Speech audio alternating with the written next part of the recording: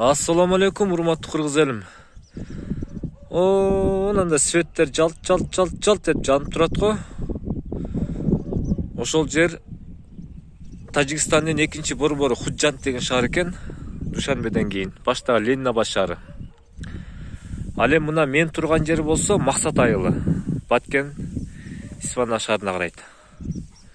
Ушул жер Максат айылы, Кыргызстандын территориясында. Бул Максат айылынын трассасы, чоң көчөсү. Үйлөрдү көрүп турасыздарбы? Жаңыдан салынган үйлөр. Ошол үйлөрдүн ичинде бир нече үйлөрдү өрттөп салган. Мына биринчи турган үйдө өрттөнгөн. Бул болсо Максат айылынын менимче ортолук центральный чоң мечити. Ал ушу мечитке кирип көрөлү. Ушундай бисмиллахир-рахманир-рахим, Аллаху акбар. Ушундай мечитке, Аллахтын үйүнө кирип баратканда оңго бурулсаңыз, мына жерде бир нече ай башта атайын даярдалган окопту көрүп турасыздар. Окоп.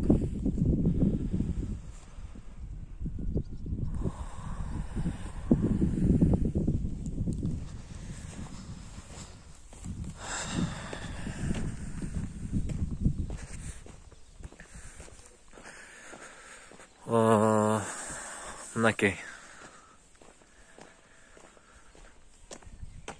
Шариват атындагы жамаат мечити.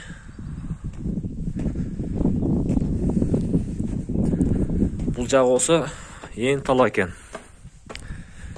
Бисмиллахир-рахманир-рахим, мынакей. Жана айтып өттүм го, жалтылдап светтер жанып турган ошол Худжант шаары, Тажикстан. Азыр мына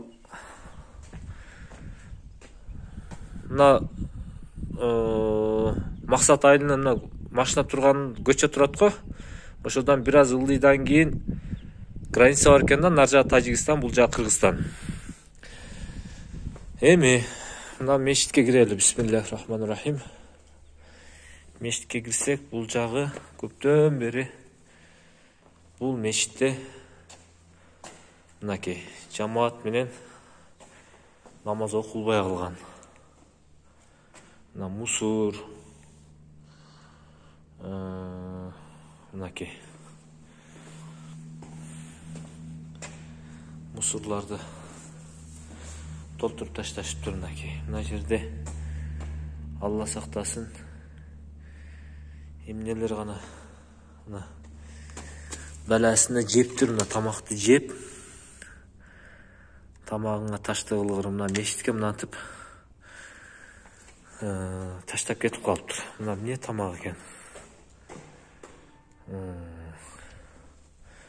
Иншалла бул мусорлар тазалайбыз бир аздан кийин.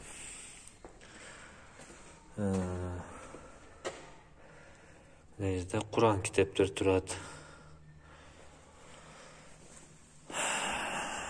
Көрдүңүздөрбү, мына улуу Рамазан айында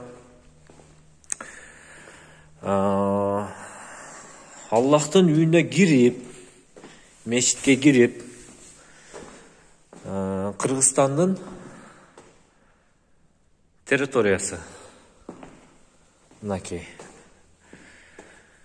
намаз убактысы дейт. Мынакей кыргызча жазылган. Куран китептер турат. Мына Фазайламау, Муалим Сани. Бул жерде Файза Садакат. Көрдүңүзбү? Мынакей. Улуу Рамазан айында Алланын үйүнө кирип, тажиктер өздөрү мусулман болуп туруп, Кудайдан коркпой, улуу Рамазан айында мусулман болуп туруп, мусулманга каршы согушка даярдан ана Аллахтын үйүндө мына дагы бир сыйра көрсөтүп коеюн. Окопту казып мен күмөнүм туулуп атат да, ушул Рамазан айында мусулман болуп туруп кантип мусулман бир тууганына каршы мынакей согушка даярданып канчалаган жаш карындаштарыбыз, канчалаган жаш эр азамат уулдарыбыз өлүп кетти. Канчалаган адамдардын үйлөрү өрттөндү. Канчасы азыр жакындарын жоготуп, кан жутуп отурат. Элимди, жеримди коргойм деп канчалаган жаш военнослужащийлер кетти. Эми айта берсең арман көп. Мына азыр бул жагы болсо көрүп турасыздар, мына тиги жакта жаңыдан салынган үйлөр бар экен. Бул жагы ээн тала. Эми бул жактагы окопторду көрсөтөйүн. Бул жакта окопторду азыр көрсөтөм. Бирок Алла бар да, Алла кадыр зат, Аллах улук зат. Аллах иншалла чынчылдар менен, момундар менен бирге. Иншалла жеңиш биз жакта болот. Анткени биз Рамазан айында мусулмандардын канын төгүп, мусулмандар кол салган жокпуз. Тескерисинче мусулмандар бизге кол салып атат. Бир туугандардын этин жеп атат. Бир туугандардын канын төктү мынакей.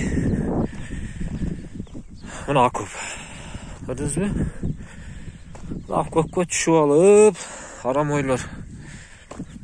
Ушул жерден жатып алып туруп, анан жол көрдүңүзбү? Ушу Кыргызстандын аймагындагы жолда мындай келип туруп, мына мешиттин ылдыйы менен анан ушундай менен келип туруп ылдыйга түшүп кетет. Ушул жолду ушу жолдон өткөн кыргызстандыктарды жок кылуу максатында мына окопторду казып согушка даярданган.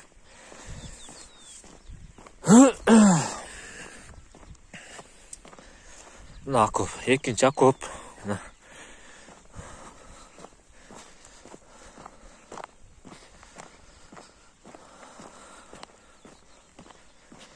Мына үчүнчү окоп. 4, 5, 6, 7, 8, 9, ылдыйга чейин 10дай окопду казган да. Алла кадыр зат, Алла улук зат. Иншалла.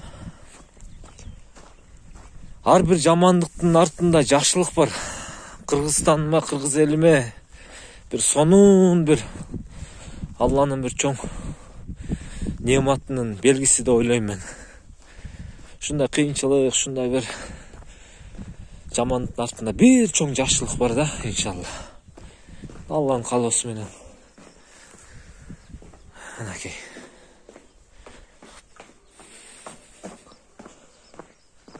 Эми урматтуу кыргыз элим, мен Баткенге келгеним себеби өтө курч, өтө оор. Ушул артка жол жок. Иншалла чечиш керек деген маселени ийнесинен жибине чейин көтөрүп чыгып, бийликтен талап кылып, ушул жердеги жашап аткан кыргызстандык мекендештерибиздин коопсуздугун алдын алып, ушу бир өтө курч маселени чечүү максатында иншалла. Менимче мына үй турат го, мына ошодон ылдый жол бар экен. Ошо жолдун аркы бети Тажикстанда менимче. Ошол бул жагы Кыргызстан.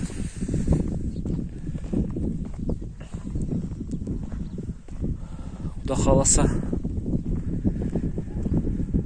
мына жалпы кыргыз элиме, өкмөт башчыларына бир чоң сабак болсо керек деген бир ойдомун да.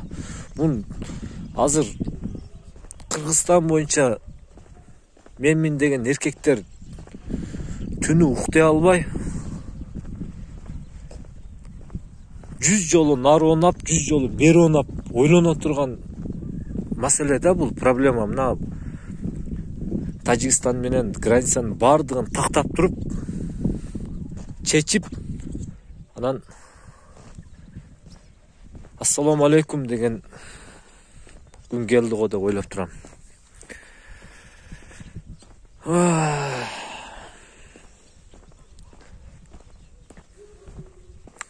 Азыр мына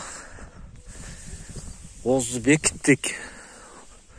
Бул мешіттен ыйлап Аллахтан дуа кылып, мынакей нары басып, бери басып, мына көчөдө жүрөм азыр.